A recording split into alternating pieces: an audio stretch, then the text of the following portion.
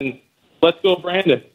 Let's go, Brandon. I agree. I spent more time on my hands and knees picking through rugs, smoking anything that even remotely resembled Parmesan cheese than anyone. You're a stupid son of a bitch.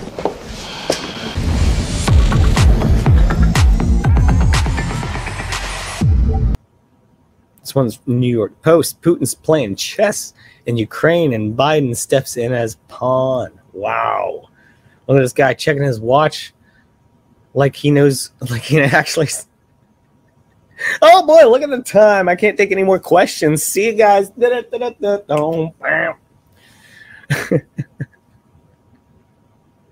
My earpiece just cut out. I can't take any more questions.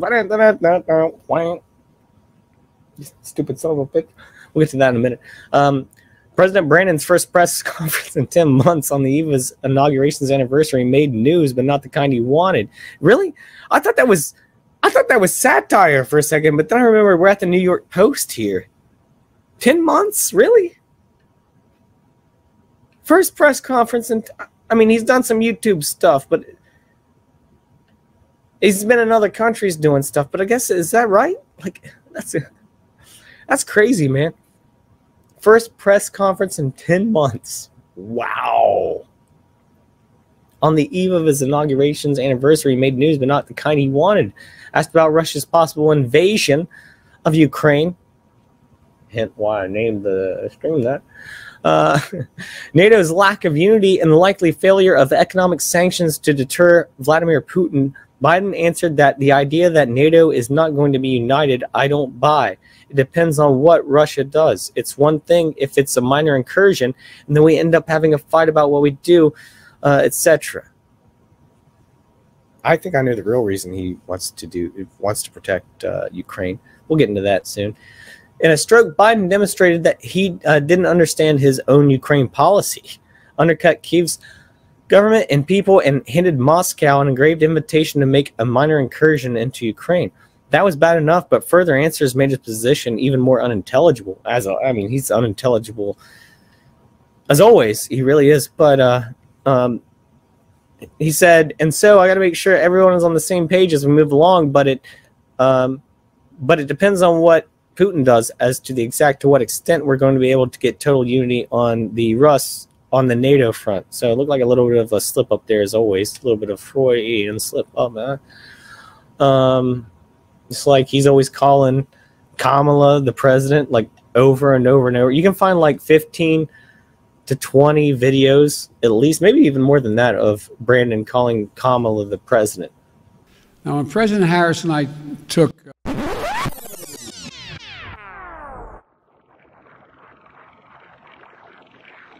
I couldn't agree more. Now, when President Harris and I... are calling it the Harris-Brandon administration, you know. Biden was correct that Putin was calculating what the immediate and the long-term consequences of what Russia would be.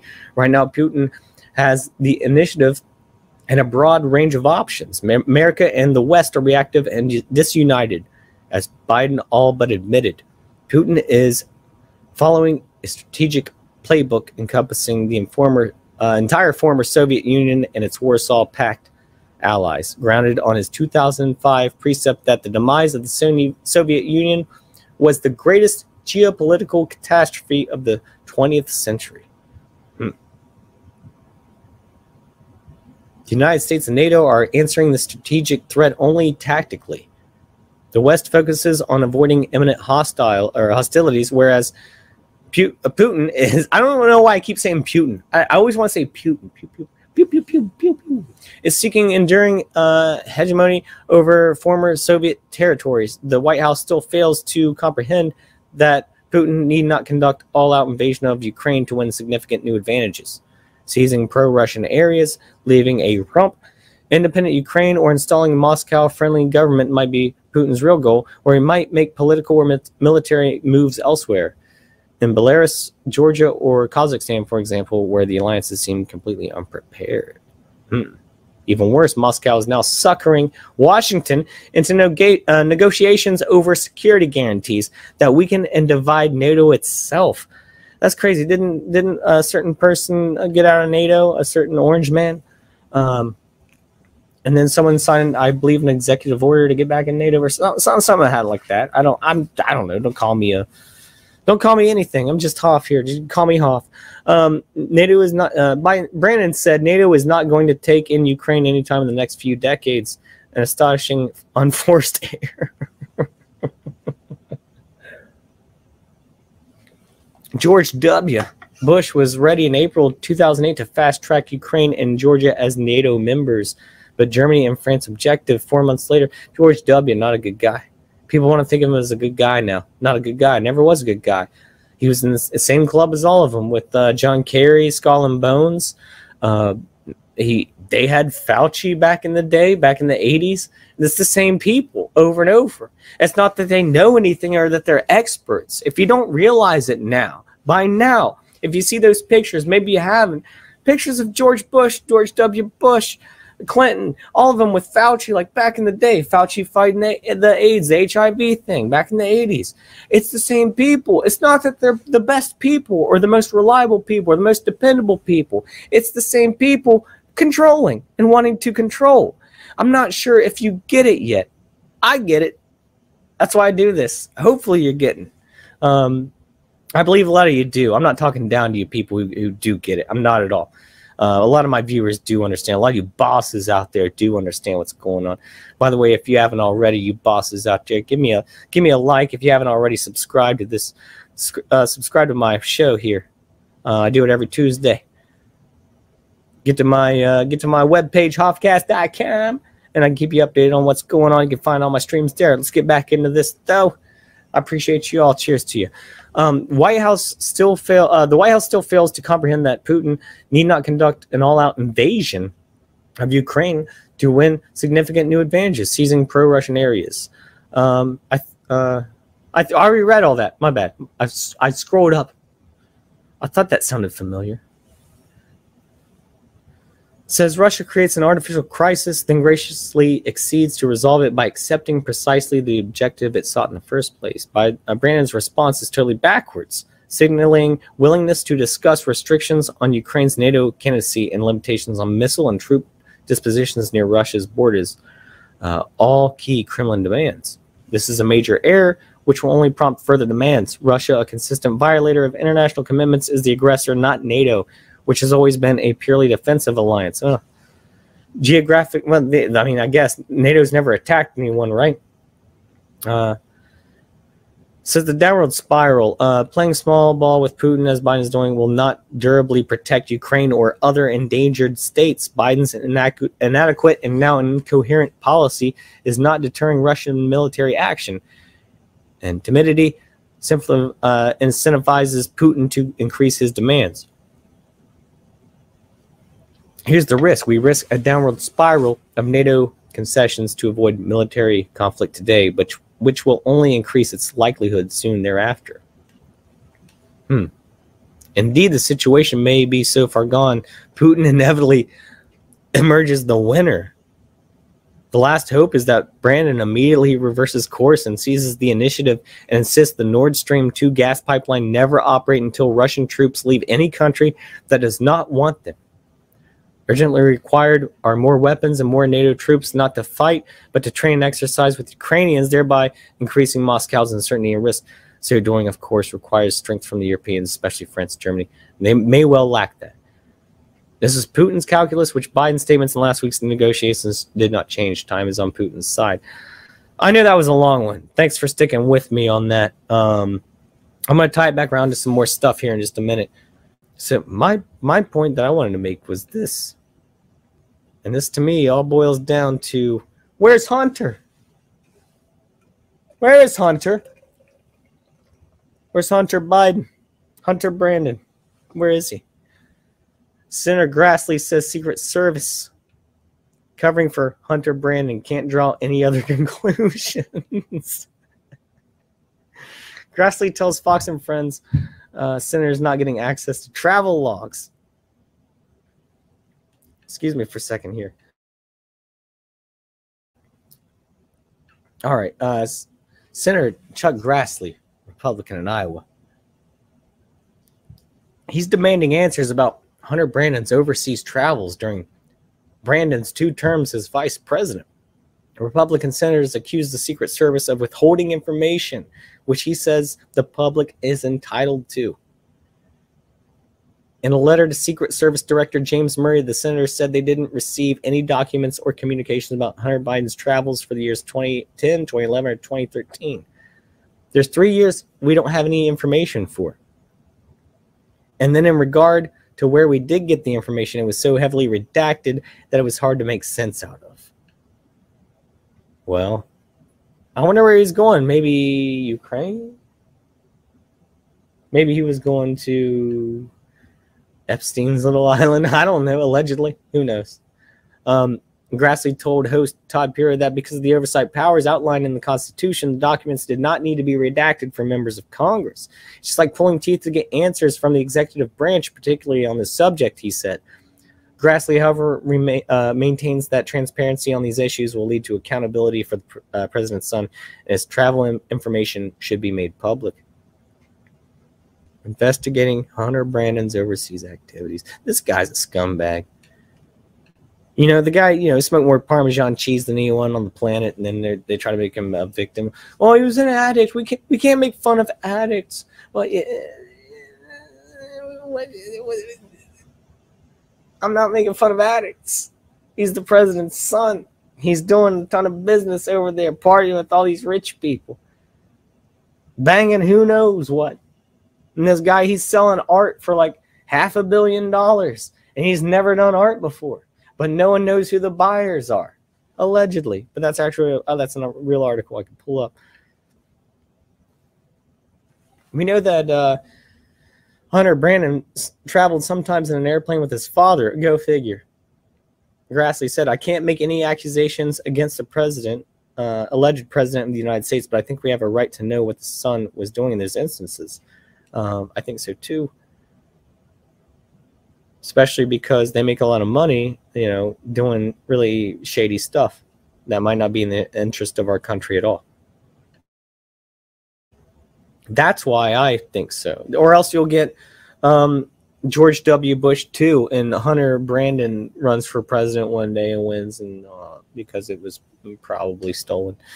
We don't want to see that, do we? We don't want to see Hunter Brandon president one day, do we? No, we don't. We don't. We want to see Don Jr. maybe. When asked if he thought the Secret Service was covering for the alleged president's son, Grassley said, at this point, you can't draw any other conclusions. He said the Secret Service would have provided all requested documents if it weren't covering for Hunter Biden. It's very suspicious. Grassley called on the media to act as policemen. Well, I don't agree with that. In order to keep politicians... Well, okay, I do agree with that statement. But the media, you can't trust them.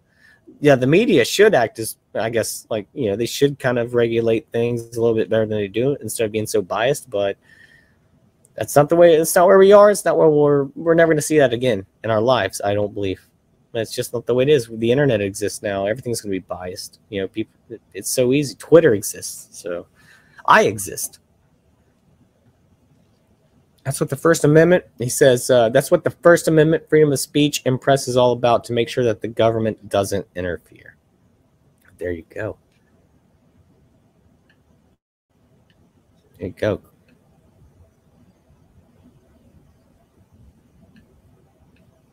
Let's see here.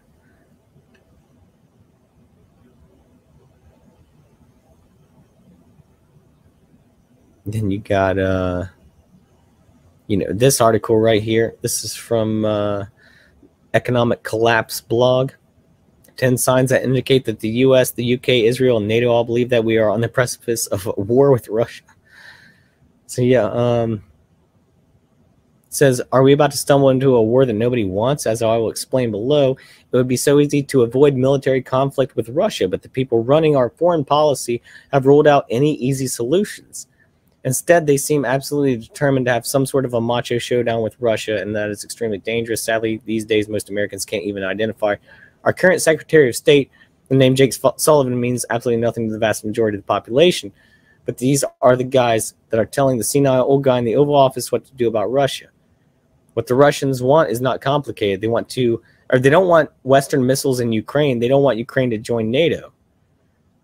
those two requests are not unreasonable. Imagine how we would feel if Canada joined a military alliance with Russia, and all of a sudden there were Russian missiles stationed all along the U.S.-Canadian border.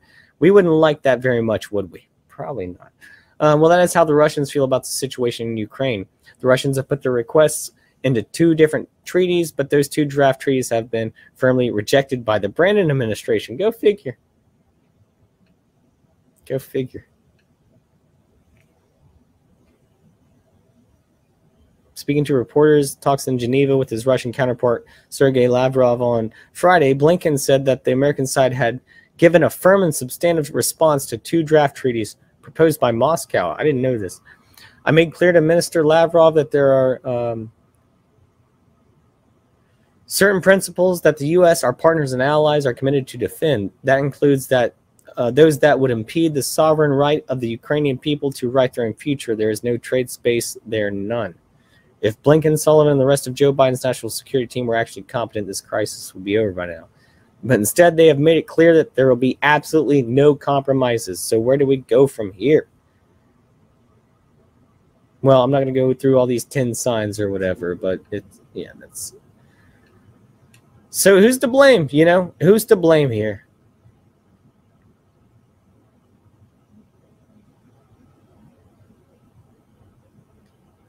What does this one say? This, I like this one. Let's get off the doom and gloom. We did that. Who knows where this is going to head? I honestly don't. I don't know where this is all going. Hopefully not into war. We don't need anything else. We don't need any other reasons for suffering or poverty or struggle or strife, you know. We don't need no more reasons. It seems like they just keep piling it on and on and on and on and on. So let's do something a little bit more fun here.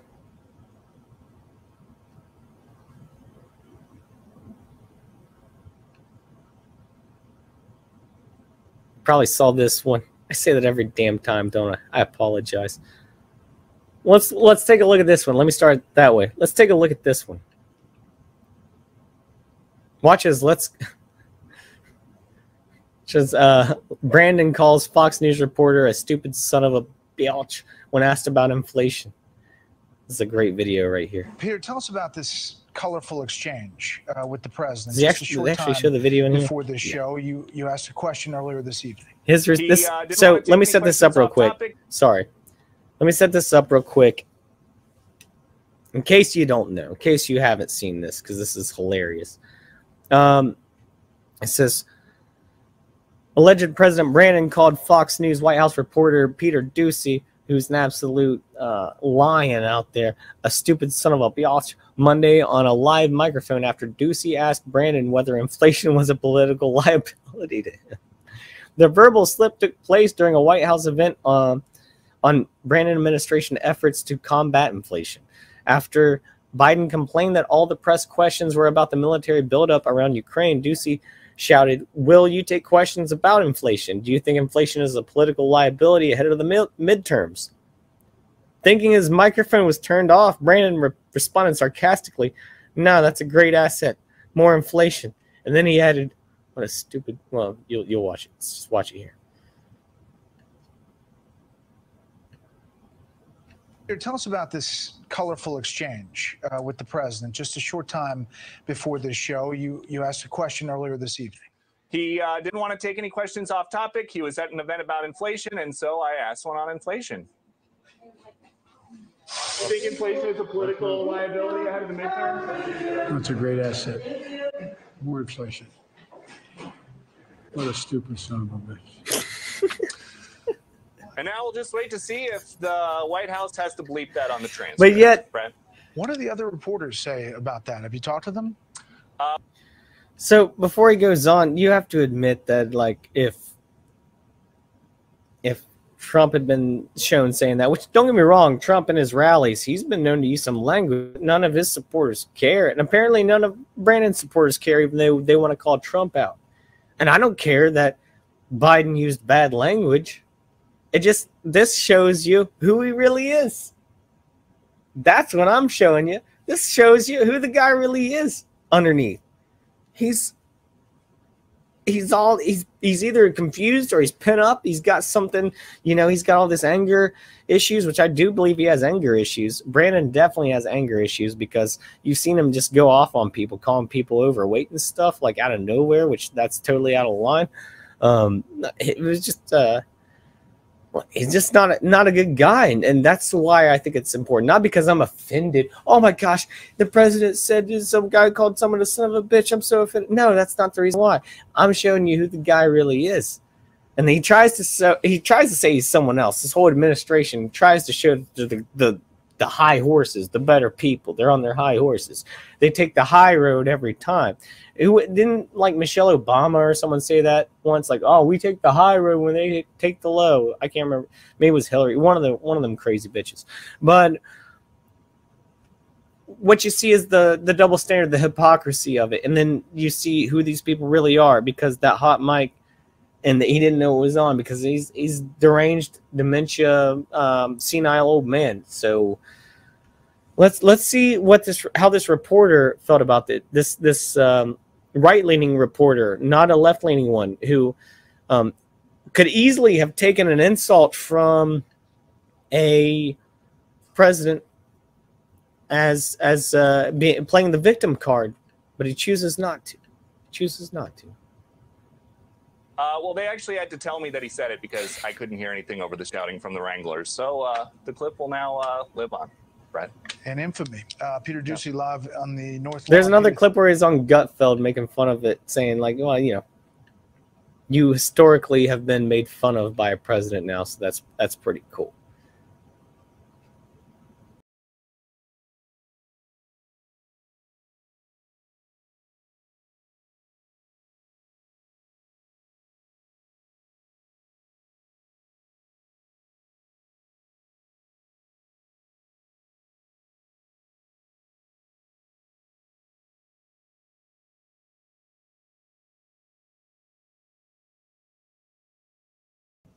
Well, we're still on the same.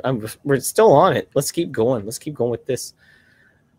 This one says impeach him now. Bombshell report shows Brandon family profited $31 million working with the Chinese Secret Service. A bombshell book released titled "Red Handed" by Peter Schweitzer. Shane, I don't know if you're still watching, but we saw that book today at work. We saw. We don't work at a bookstore, by the way. Let's watch a little bit of this video. I haven't seen it actually. The Biden family. Joe Biden's been in government forever. Let me ask you a question on this, Peter Schweitzer. Did the communist Chinese regime make it part of their mission to invest in the Biden family, knowing full well that Joe Biden was a longtime career politician with lots of influence? I think there's no question, Mark. And look, we spent more than a year investigating Red Handed, and one of the most startling things we uncovered is the simple fact that the Biden family, while he was vice president of the United States and continuing when he became president, received some $31 million from Chinese individuals who are linked to the highest levels of Chinese intelligence. $31 million. Whoa. Yep, $31 million. And these deals, which we lay out in the book, were carried out by a couple of individuals. One is a guy named Che Feng. Hunter Biden, in the Hunter Biden emails, refers to him as the super chairman. That's kind of his nickname for him. And he says in one email, I don't believe in the lottery anymore, but I believe in the super chairman. Now, who is Che Feng? He's kind of this sketchy Chinese businessman. His business partner at the time that he was striking deals with Hunter Biden, his business partner was the vice minister at the Ministry for State Security. He was in charge of, among other things, recruiting foreign nationals to spy for China. He was the head of something called the No. 8 Bureau. It doesn't get any higher than that. These are the sorts of individuals that were striking deals with Hunter Biden. In this particular case, Che Feng happened to help a $20 million deal be secured. Another individual that helped arrange that deal is a guy named Mr. Zhao. Mr. Zhao helped with that $20 million deal. He also sent $5 million to Hunter Biden. And he sent that money from a very interesting business called Harvest Global. So you have Mr. Zhao sending $5 million. Who's his business partner, Mark? His business partner is the daughter of the former head of the Ministry of State Security. This is the guy who runs the entire spy apparatus for China. Again, it does not get any higher than that. So what this means, Mark, is that in total, the Biden family got $31 million. They performed no discernible legitimate business activities, as I can find, for that $31 million.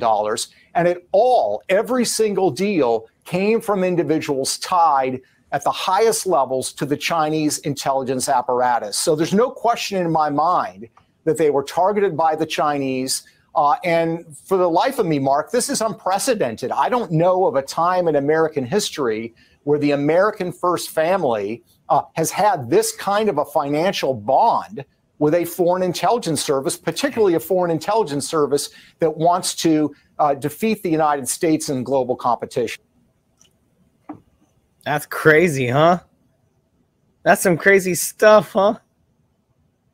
See, maybe we're right about this. Maybe we're not so wrong after all. Maybe Hunter Biden really is the catalyst for all of this. I mean, maybe not just Hunter, but, you know, they're all in cahoots, the whole family. They're all rotten.